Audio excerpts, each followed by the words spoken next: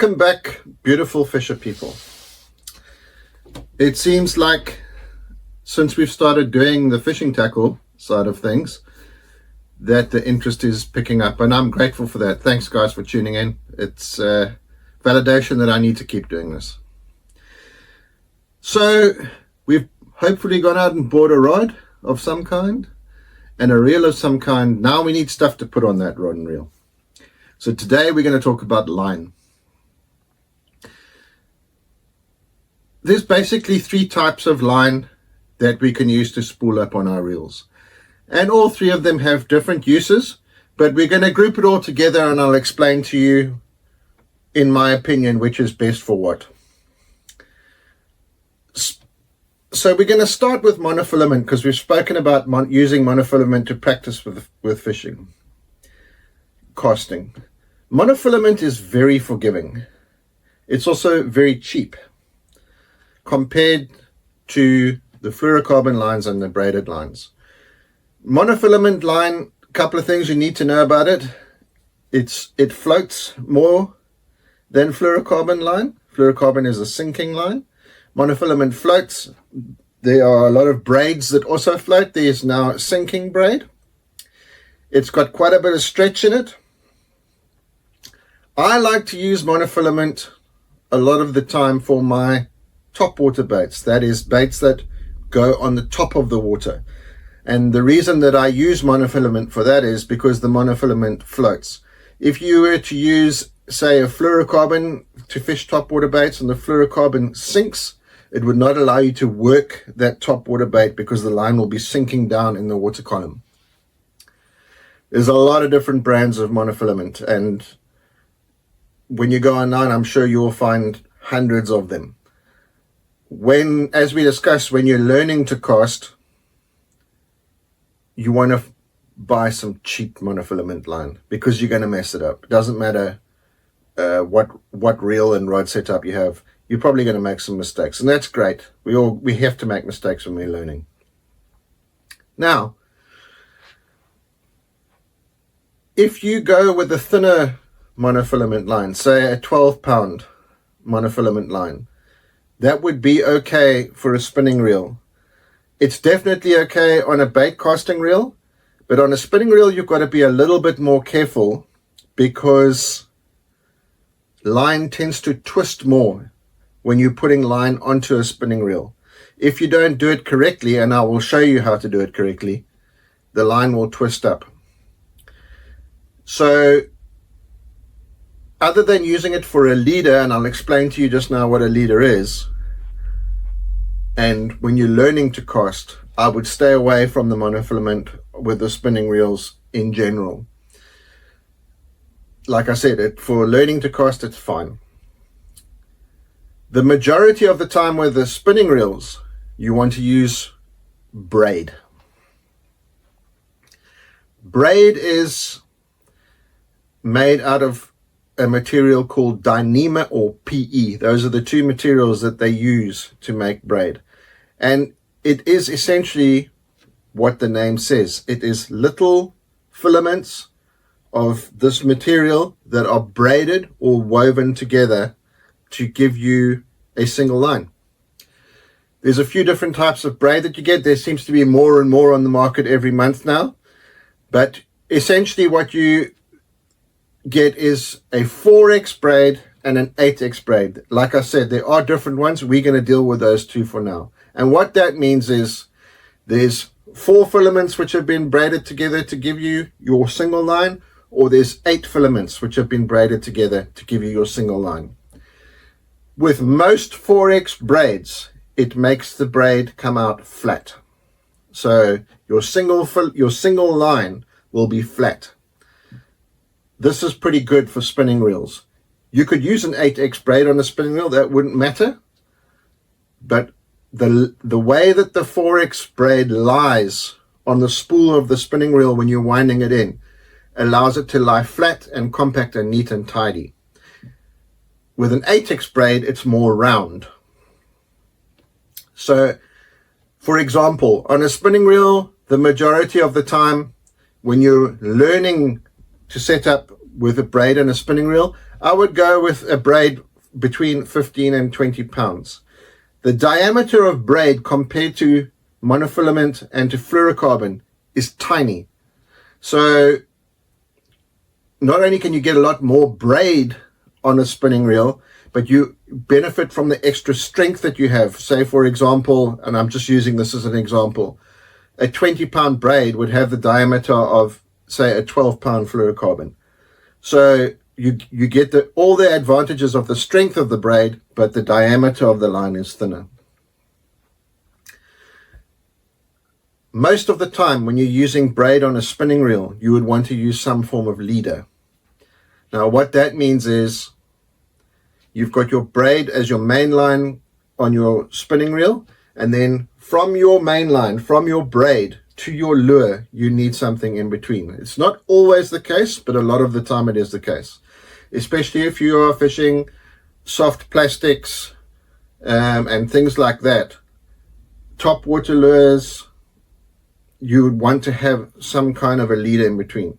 So what I'm going to do a little bit later in the video is I'm going to show you a few different knots that you can use. And one of those knots is a braid to leader knot. So a lot of the time with spinning rods, for example, if you were going to throw a frog with a spinning rod, you wouldn't need a leader. You could just tie it direct to the braid. If you were going to fish a drop shot rig, and like I always say, guys, and I know you're probably sick of hearing it, I will show you how to tie a drop shot rig later on. You would need a braid to a fluorocarbon leader. With a spinnerbait, you might need a braid to a slightly thicker fluorocarbon leader. And most of that has got to do with the fish not seeing the line.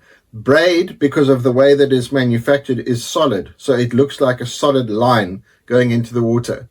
Whereas monofilament and fluorocarbon, they have refractive properties which make them slightly more invisible. Colors of braid, it's a personal choice thing. I have always used a green braid. A lot of guys that use spinning reels use a brighter or a fluorescent color with their braid because it helps them to see the bite on the braid, for example, in windy conditions, or if the fish are biting shy. Braid on bait casters is slightly different. Usually when you go to braid on a bait caster, it means that you're going to war. So a lot of the time you will hear guys talking about they're going to go and throw a frog, or they're going to go and pitch. And then you want to go to a heavier braid. And the advantage, like we said with the braid, is even with the heavier braids, and I'm talking up to 80 pounds, they still have a relative to fluorocarbon and monofilament, a very thin diameter. So for example, if you were going to go into the jungle, if you were in somewhere like Florida, where you know you're going to be fishing in very thick grass, tules, reeds, emergent vegetation, matted vegetation, pads, whatever the case is. Guys in Florida that I've spoken to will use up to 80-pound braid. 80-pound braid, just so that they are able to get the fish out of that thick stuff. For a frog, I would generally use an 8X braid on a bait casting reel, and I would use between 50 and 65 pound, depending on how heavy the cover is in that particular lake that I'm going to.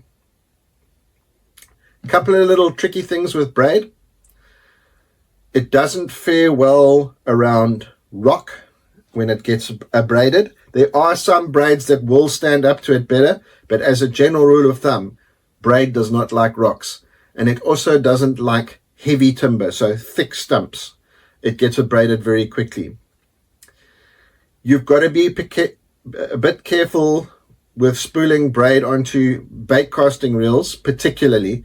A lot of spinning reels now will come out with a rubber collar that sits around the spool that you could tie the braid on directly to. But with bait casting reels, it's a little bit tricky. The thing with braid is, when you're initially spooling it onto a reel, you have to wind it on pretty tight. Otherwise, on your first throw, and we all know what that is. Crow's nest, overwind, bad words. What I tend to do is, I will spool on about 15 to 20 yards of fairly thick monofilament, say 15 pound, 20 pound mono onto the bait caster first, and then I will join the braid to the monofilament and wind my braid on. And what that does is it allows the braid to sit into that monofilament that's on the spool of the reel. And then our final category for the day is fluorocarbon. Fluorocarbon, when it came out, it was like black magic. And this is going to be my story for the day. I was given a spool of Berkeley Vanish fluorocarbon when it first came out, and I thought, well, it's stiff. I don't understand it. It's difficult to tie if you don't use the right knot. It just snaps. And this was right at the beginning when fluorocarbon came out, until I put it into the water and it just disappeared. Now, fluorocarbon there's very few factories in the world where it's made. And essentially, and this is difficult to explain, but it's made up of millions of tiny little crystals, and then they extrude the line. When you put fluorocarbon into water, it literally disappears. You cannot see it unless there's something behind it. You might possibly see, oh, there goes the fluorocarbon. But it's unbelievable. Generally speaking, other than top water, and frog and heavy pitching and punching applications, I use fluorocarbon for everything. Even my cranking, I use fluorocarbon for. There are many different brands of fluorocarbon. There's many different weight categories of fluorocarbon. Fluorocarbon is very stiff compared to braid and to monofilament. I do not recommend that you use fluorocarbon when you are learning to cast, even with a spinning reel. Cut. Even with a spinning reel, when you're learning to cast, like we discussed before, use the mono. It's absolutely the best leader material for if you're fishing braid, for fishing soft plastics. And even if you were fishing with a spinning rod and you wanted to fish a jig, I would go up to 15, 20 pound fluorocarbon leader for your jig fishing. You can get away with using straight fluorocarbon on a spinning reel if the diameter is not too big. So for example, if you had a 2,500 to 3,000 size spinning reel and you put 8 or 10 pound fluorocarbon straight onto the reel, you would probably get away with it. The problem with spinning reels with using fluorocarbon straight like that is you end up getting something that's called a wind knot. Now we'll get into that later. Basically what happens is, from continuous casting, if you're casting in the wind and stuff like that, you may get a knot in your line. It's just part of life. So I always recommend, once you've learned to use your spinning reel, that for spinning reels, braid is absolutely the answer with some type of a leader. When you are going out to buy fluorocarbon, like we discussed in previous videos, buy the most expensive fluorocarbon you can afford within your budget. And a couple of things to look at as well is abrasion resistance and the diameter. There's a lot of different diameters for the different weight classes of fluorocarbon. So, for example, Sunline Shooter is a fluorocarbon I'm very fond of. It is a very thin diameter fluorocarbon for the pound rating of the line. I use, when I'm doing my soft plastic fishing, and I like to do quite a bit of finesse fishing, or I call it power finesse fishing, I like to use a lot of 10 pound line. So I'm looking for a fluorocarbon that is abrasive resistant. It's going to take a bit of a pounding, even though it's such light line. 10 pound is considered fairly light line in bass fishing, in our bass fishing circles. We're not talking about the bait finesse circles, normal bass fishing. 10 pound line is considered quite light. And I like to fish around cover. I believe that's where bass live and hunt from a lot of the time. So when you buy a more expensive fluorocarbon, generally speaking, they will be more abrasion resistant. That's rubbing against things. And the diameters will be thinner. Line is not complicated, guys. It's like everything else that we've spoken about. You are going to find the line that suits you. A couple of standouts that I have personally tried for braid, fluorocarbon, and monofilament, which have all been winners for me, just as a starting point possibly for you guys, is Seaguar. They have all of them. Sunline, they have all of them. And Berkeley, they have all of them. A good place to start when you're learning to fish, and particularly when you transition from monofilament, when you get comfortable with that monofilament on your casting reel or on your spinning reel. A good budget brand, although they do have more expensive products, but a good budget brand to look at is Berkeley. They have everything that you could possibly want as far as fishing line goes, and they are very reasonably priced.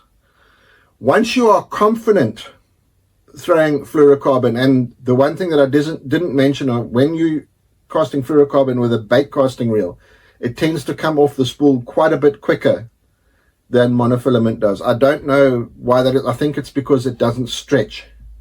Whereas monofilament has some stretch to it, fluorocarbon has almost no stretch to it. And the reason for that is because it's made to transmit bites quicker. It's direct to the rod and to your hand. Whereas monofilament has got the stretch. It's not quite as sensitive as the fluorocarbon is. So now we've got our rods, we've got our reels, we've got some type of line that we're going to use. What I'm going to do now is, this is the last you're going to see of my face until the end of the video.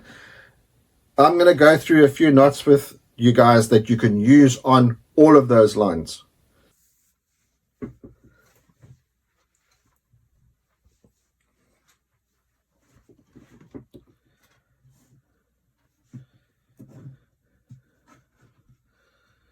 Okay, so we've spoken about the various types of fishing lines that you can use on the various types of reels. And what we're going to do now is, there are so many knots that you can look up online that you can use for the various applications, tying lures on, tying hooks on, tying swivels on, whatever the case might be. And it's a wonderful thing, it's a wonderful skill to learn, and I encourage you to go and learn various knots. But what I'm going to show you today is the few knots that I use all the time. And people will tell you that you can't use certain knots with certain lines, and to a degree that's true, but in my experience I've never had any major failures with the knots that I've used. I've learned to tie many knots throughout my fishing life, but these are the knots that I use all the time. So you can see I've got this amazing looking hook that I've manufactured here. It's mostly so that you guys can see of the eye of the hook. That's the business end. So you can equate that to the eye of the hook. If you like to use snaps when you're fishing with your hard baits, tying a crankbait on, tying a jerkbait on, tying a swivel on, whatever, it's all the same and it works the same. So my most favorite knot that we're going to start with is the Palomar knot. And in my experience, you can pretty much use a Palomar knot with anything. Any kind of line, any type of lure, any type of hook, it doesn't matter. Its knot strength, from what I understand, is 98%. And I've never had a Palomar knot fail on the knot. I've had line break next to the knot, but I've never had the knot fail. Cut. So for some clarity, I'm going to use this piece of white wool so you guys can see exactly what I'm doing. If I use fishing line, I'm not that sure that you'd be able to see it. So when you're tying a Palomar knot, the way I like to tie it is, I always come through the back of the eye first. Take a fairly long piece, maybe 8 inches, and then I go back through the eye. So now we have the eye like that. Then you just tie a simple overhand knot, a granny knot. So now it looks like that. Pull it a little bit tight, not too tight. And then your loop end, you put over the hook. And without pulling the knot tight, you bring it up. So now it looks like that. Now, you would wet the knot with your fingers, so lick your fingers and wet the knot so that it's lubricated. When you pull knots tight, they can burn into each other. The line can burn into itself. So when you lubricate it, don't be shy. Use a lot of spit on it. Lubricate the knot up. Take both tag ends. That's the tag end from the double loop, and that's your main line. And simply pull it tight.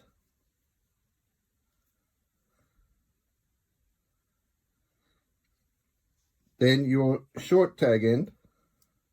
Don't ever cut your tag ends too short, guys. Always leave a little bit there. And you just cut it off.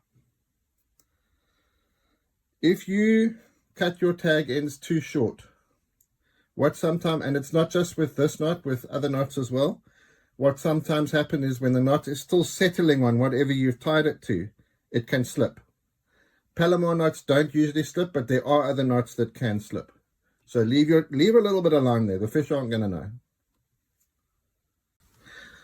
Okay, the second knot we're going to talk about today is called an improved clinch knot.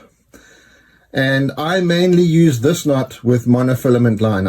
I do use a Palomar on monofilament line. It doesn't bother me at all.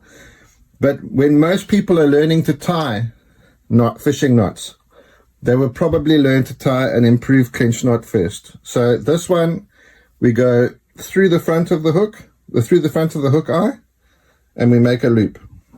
Also, again, leave enough line that you can tie your knot with. Then I normally pinch that there like that, and we're going to go around once, twice, 3 times, 4 times, 5 times. You can go around as many times as you want. 5 seems to work for me. Then the piece that we were holding, we go through that little eye.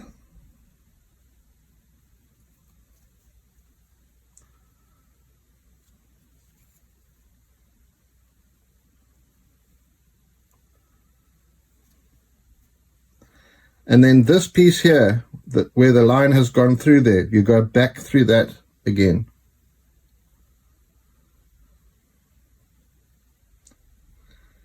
Lubricate it with your fingers, again with the spit, and pull it tight.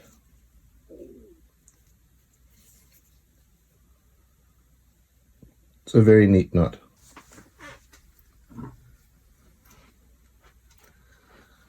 The third knot that I'm going to show you is for joining main line to leader line. In most cases, this would mean joining braid to some form of leader, whether it be fluorocarbon or whether it be monofilament.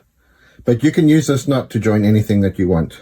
Now, a lot of videos that you watch will tell you that you must use an FG knot or you must use a San Diego knot. And yes, you can learn to tie those knots. They are super complicated. This knot is a much easier knot to learn how to tie, and I've never had it fail on me yet. So, in this particular instance, the white wool is going to be our leader material. This is going to be fluorocarbon today.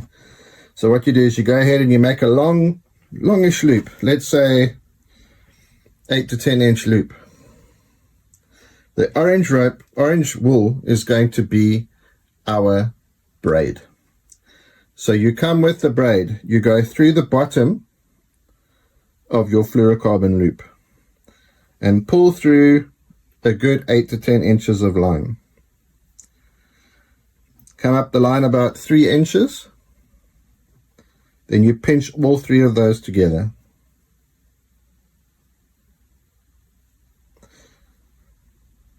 Then you come around the line from underneath, around the back of your thumb, once, twice, 3 times, 4 times, 5 times, 6 times, 7 times, 8 times, 9 times, 10 times, 11 times. Then you take your tag end and you go through the top of your loop and pull it straight. So now you've got your braid main line and the tag end. Lubricate the knot with some spit or saliva, holding the tag end and the main line, and holding in this hand, holding your leader. You start pulling it slowly down the line. Now you might see it will bunch up a little bit like that. Take your tag end and pull on it. If nothing happens, take your main line end and pull on it, and then you will see it comes together. When you get it to the point of your leader there, you can still see the leader sticking out. Pull gently on your tag end to set it, then pull on your main line, and then pull on them together. And you can see that now is the knot is solid. So basically what you've got going on here is you've got your main line, your braid, with 11 barrel wraps around your leader, in this case a fluorocarbon leader, doubled. Remember, we doubled it. So the knot is sitting doubled over the line. Then for this particular knot, because this is going to be going through the eyes of your rod, this is one knot where you would want to cut your tag ends fairly short. So you cut off your tag end of your braid. Make sure that you're cutting your tag ends, otherwise you've got to do it all over again. And then you cut your tag end on your fluorocarbon leader. And now obviously it's big because this is wool, but with normal fishing line, with normal braid and fluorocarbon, that knot is tiny and it will fly through the eyes of your rods.